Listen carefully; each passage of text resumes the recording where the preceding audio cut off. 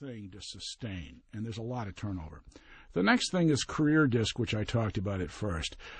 If you're in Silicon Valley, and that's one reason California's done so much better than Massachusetts, things tend to be more seamless. In other words, people work for one guy today and the guy works for him tomorrow, and there tends to be more interchange in that environment. But California is one of the few places in the United States that does that. Most places are more hierarchical, and if you wind up being in the small company world, you stay there. So there's a career risk. The final and I think most important thing is the temperamental risk. You can do it. Do you want to do it? And I run into this all the time with people crashing and burning because they just can't stand what they have to do in small business. The stress kills them. Amar Bede, who wrote a book called Entrepreneurship that was published at Oxford, has a wonderful phrase. He said, as I look at it, the number one requirement is the ability to live with ambiguity. Now, what does that mean? That means you don't know. That means you probably won't know for a long time, and you won't know on a lot of subjects. Whether you're going to sell the account, whether you're going to get foreclosed on, whether the new employee will work, it goes on and on. So you have to be able to live with what's called ambiguity, or in the business term, uncertainty. If that's not something you like and are comfortable with, this is no profession for you. So that's the first thing. Now let's go to the 8 qualities. I've taken a look over the last 30 years at the qualities. Well, the first 2 things you need are a combination of enthusiasm and endurance. And what does that mean? Well, if you're not enthusiastic about what you're doing, nobody else will be.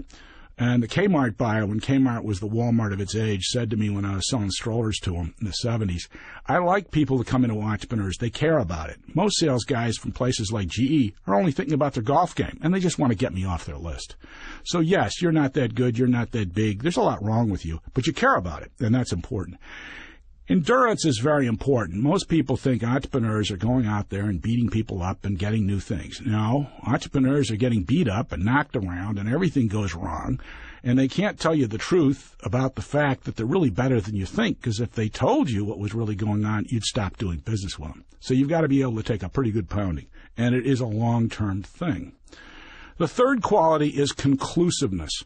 Now, I consider conclusiveness very different than decisiveness. Decisiveness is that kind of Jack Welch bang on the table, we're going to do this thing, which he was superior at. I mean, amazing man. Conclusive is you have to make decisions and move on. Peter Drucker said, the key to a good entrepreneur is to be able to see a little bit farther in the fog than the other guy. And that's it. You got to decide, you got to move on. And as Harry Truman used to say, they used to ask Harry, they said, well, how did you sleep at night? There's nothing I can do at night. I have to go to sleep and get up the next day. And I think that's one of the reasons he was a calm, cool, good decision maker.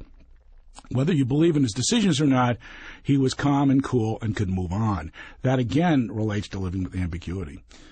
We go then to leadership and independence. You've got to be a leader. And who's a leader? Well, you find a leader's a guy that when they do something, people follow them. And if you aren't that person, don't do it, because you've got to lead the charge, whether you're with a customer or a supplier, begging a banker, dealing with an investor, or whatever you happen to be doing. The other quality is interesting is independence. You really have to be independent. Everybody says, oh, I like to be on my own and so forth. Well, can they? Do they like to be on their own? Because you really are as an entrepreneur. You're really alone. You're not with a group. Everything is really up to you. And if you share too much, you're going to lose. The fifth point, and this is really important, is product pride. And I think that Warren Buffett says this best. He says, I like to invest in fanatics. I like to invest in people who really love what they're doing. And he talked about Nebraska Furniture. This is like Jordan Marsh in Boston. They had this woman who was 90 years old. They bought it. They got rid of her. She set up a competing company. They had to hire her back at 93. And it was a great story because she had the enthusiasm. I mean, they got a great furniture executive and all that, but he was just blah. You have to have product pride. That takes you a long way. That's why you make your products better. If you take a look at the companies that have trouble, when Walmart stopped being Walmart, which they're no longer today, what happened? Sam Walton stopped being proud about people liking to work there and having the best prices. Walmart doesn't have the best prices because they don't have the pride in their product. Now, buyers have a great nose for smelling a salesman with enthusiasm and a backlog. I mean, that's what they do. So if you have this enthusiasm, that will cover a lot. If you don't have it,